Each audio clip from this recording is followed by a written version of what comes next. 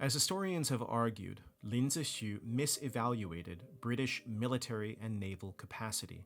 In essence, he thought of them in the way that Qing policymakers thought about pirates, which have a long history along the coasts of Guangdong, Fujian, and Taiwan.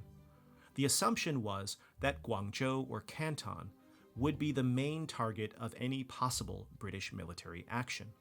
What ensued, however, was something quite different. For one thing, Britain did not dispatch forces against the south as expected, but against the north, which remained basically undefended. Secondly, China could not have known, for indeed most of Britain did not even know, that the joint British and British East India Company interests were engaged in something of an early 19th century Manhattan Project, that is, on the development of a new weapon of war that had its debut in China. This was the coal and steam-powered iron warship, the Nemesis, one of 6 new ships that represented the further weaponization of steam.